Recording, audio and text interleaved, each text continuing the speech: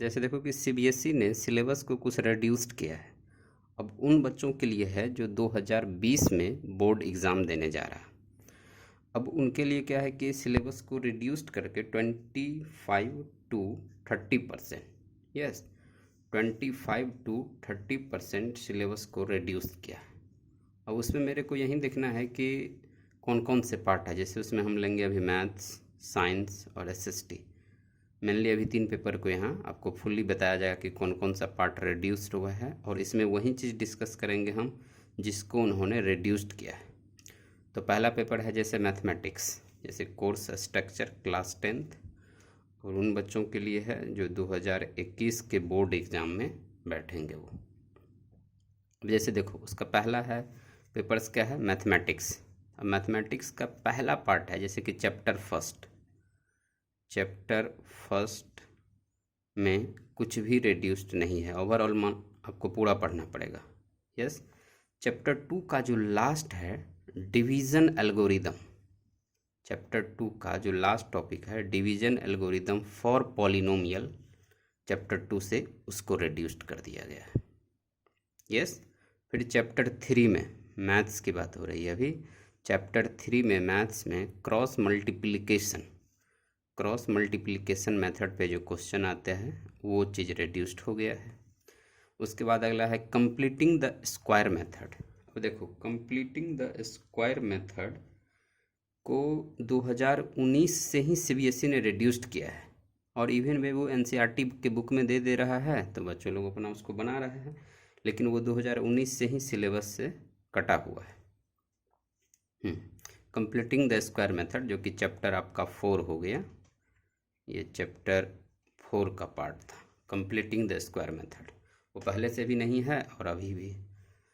इसके बाद area of triangles जो कि कोऑर्डिनेट ज्योमेट्री, चैप्टर 7 है। उसमें जैसे area of triangle, if the vertices are given then find the area of triangle, तो उस टाइप का कॉन्सेप्ट है एरिया ऑफ ट्रायंगल, वो वाला रिड्यूस्ड हो गया है चैप्टर 7 कोऑर्डिनेट ज्योमेट्री से। उसके बाद फ्रस्टम ऑफ कोन चैप्टर 13 जो कि मेंसुरेशन का पार्ट है वो रिड्यूस्ड हो गया है। आफ्टर दैट उसके बाद स्टेप डेविएशन मेथड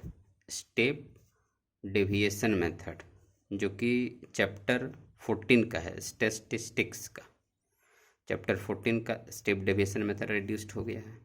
इसके बाद ग्राफिकल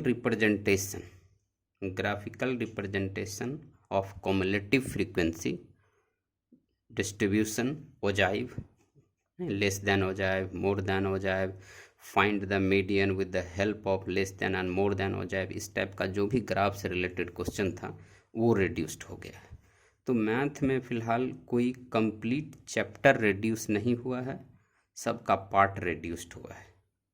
जैसे किसी चैप्टर का कुछ आधा, कुछ ये ऐसे करके रिड्यूस्ड हुआ है। मैथ में कोई भी कंप्लीट चैप्टर रिड्यूस्ड नहीं हो पाया है। यस, चलिए अब साइंस का पार्ट का बात करते हैं। तो साइंस का पहला पार्ट आता है फिजिक्स। अब देखो इस फिजिक्स में क्या क्या रिड्यूस्ड हुआ है। फिजिक्स का पहला है जैसे representation of image form by spherical mirror using ray diagram. अब जैसे रे डायग्राम का जो कॉन्सेप्ट था ना वो थोड़ा रिड्यूस्ड हो गया। रे डायग्राम का जो कॉन्सेप्ट था कि representation of image form by spherical mirror using ray diagram, तो वो वाला रिड्यूस्ड हो गया है। इसके बाद mirror formula 1/v plus 1/u is equal to 1/f, lens formula 1/v minus 1/u is equal to 1/f। तो ये आ सकता है, ये आएगा, बट डेरिवेशन नॉट रिक्वायर्ड, यानी कि मतलब how is it prove that, कि आप इसको प्रूव करके दिखाओ कि कैसे पॉसिबल हुआ, ये चीज़ नहीं आ रहा है, डेरिवेशन नहीं आ रहा है। उसके बाद फिजिक्स में चैप्टर 11 पूरी रिड्यूस्ड हो चुका है, जिसका नेम है the human I and the colourful world, the human I and colourful world, the human I and the colourful world, chapter 11 वो रिड्यूस्ड है। इसके बाद इलेक्ट्रिक जनरेटर चैप्टर 5 का magnetic effect of electric current जो कि physics का है, तो उसमें जो चैप्टर 5 है उसका लास्ट टॉपिक इलेक्ट्रिक करंट और डोमेस्टिक इलेक्ट्रिक सर्किट, यानी जिसमें ये बताया जाता है कि इलेक्ट्रिक कैसे सप्लाई होती है, लाइव वायर, हॉट वायर, ये सब 5 एम्पियर 15 एम्पियर पे डिस्ट्रीब्यूशन होता था। मतलब घर में जो घरेलू का जो होता है वो सब नहीं, वो सब रेड्यूस्ड हो गया, ये सब थोड़ा बहुत रेड्यूस्ड। तो इतना पार्ट था ये फिजिक्स का, कि फिजिक्स का जो पार्ट है ये इतना चीज़ रेड्यूस्ड हुआ है। अब देखो केमिस्ट्री में, केमिस्ट्री का क्या क्या है कि पहला है कि अकरेंस ऑफ मेटल, ये रेड्यूस्ड हो गया है। ये चैप्टर 3 का है, मेटल एंड नॉन मेटल्स का, जिसमें ये बताया जाता है ना एक्सट्रैक्शन ऑफ मेटल्स, डिफिन उसके ओड से जो मेटल का एक्सट्रैक्शन होता है वो वाला पार्ट भी इसी के बाद आता है, तो वो भी रेड्यूस्ड हो गया। फिर कोरोजन और रेंसिडिटी, देखो ये कोरोजन और रेंसिडिटी चैप्टर 1 में भी छोटा सा आता है और चैप्टर 4 में भी आता है, तो दोनों जगह से ये रेड्यूस्ड हो चुका है, ये आपको नहीं आ रहा है।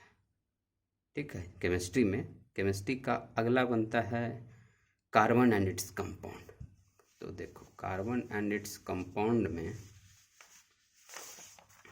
कार्बन एंड इट्स कंपाउंड, अब देखो कार्बन एंड इट्स कंपाउंड में सबसे ज़्यादा इम्पोर्टेंट का था नोमेनक्लेचर ऑफ कार्बन कंपाउंड्स, ये पूरा का पूरा रिड्यूस्ड हो गया। और उसके बाद का जितना है जैसे चेन, ब्रांच एंड रिंग्स, ये पूरा का पूरा रिड्यूस्ड हो गया है। इसके बाद कंबसन, ऑक्सीडेशन, फिर लास्ट टॉपिक है सोप एंड डिटर्जेंट, ये सब रिड्यूस्ड है। इम्पोर्टेंट कार्बन कंपाउंड्स में जैसे इथानोइक एसिड, ये सब आता है, ये सब रिड्यूस्ड हो चुका है, ये सब रिड्यूस्ड हो चुका है। इसके बाद आते हैं बायोलॉजी में। अब देखो ये बायोलॉजी का कौन कौन सा हुआ, तो केमिस्ट्री में एक बार फिर से यहाँ से नोमेनक्लेचर ऑफ कार्बन कंपाउंड्स के बाद जितना है chain, branch and rings, combustion, oxidation, soap and detergent, जो कि लास्ट का टॉपिक है, वो सब का सब रिड्यूस्ड है। इम्पोर्टेंट कार्बन कंपाउंड्स लास्ट में इथानोइक एसिड, ये सब आता है कुछ, जो उसका प्रॉपर्टीज, उसका यूजेज, ये सब रिड्यूस्ड है। बात करते हैं बायोलॉजी का। बायोलॉजी में चैप्टर 9 का एवोल्यूशन टॉपिक है लास्ट में, वो वाला रिड्यूस्ड हो चुका है। इसके बाद देखो तो एवोल्यूशन रिड्यूस्ड हो गया। इसके बाद फिर कंट्रोल्ड एंड कोऑर्डिनेशन, जो चैप्टर 7 है, ये रिड्यूस्ड हो चुका है। हाँ, controlled and coordination chapter biology का है, ये पूरा का पूरा रिड्यूस्ड हो चुका है।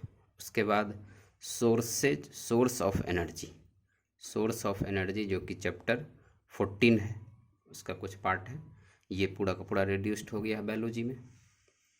उसके बाद अब बात करते हैं एसएसटी में। देखो जैसे एसएसटी का 4 पार्ट होता है, हिस्ट्री, सिविक्स, ज्योग्राफी और इकोनॉमिक्स।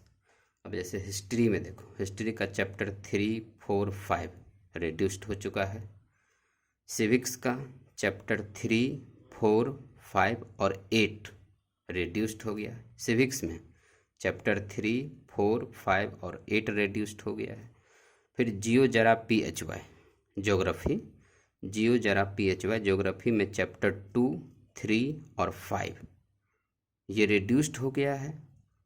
बट इसका जो मैप वर्क होता है ना, ये मैप वर्क से क्वेश्चन आ सकता है, जैसा कि शेड्यूल में बताया था, रिड्यूस्ड वाला एक जो लिंक होता है उस लिंक में बताया गया था कि एग्जामिनेशन पॉइंट ऑफ व्यू से ये चैप्टर इंक्लूड नहीं है, बट उसका जो मैप वर्क है वो आएगा।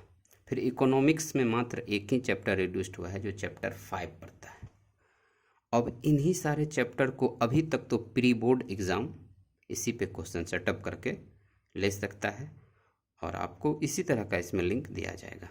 लेकिन इसके बाद फिर हिस्ट्री में जैसे है कि जो यूनिट टेस्ट है ना, यूनिट टेस्ट में ये क्वेश्चन इसमें से आ सकता है। तो आई होप कि अब आपको ये समझ में आया होगा अच्छे से कि कौन कौन सा पार्ट मैथ में, साइंस में और एसएसटी में रिड्यूस्ड हो चुका है, और वो आया है 25 to 30% रिड्यूस्ड के सिलेबस में। यस, इतना सारा पार्ट है इसका। ओके।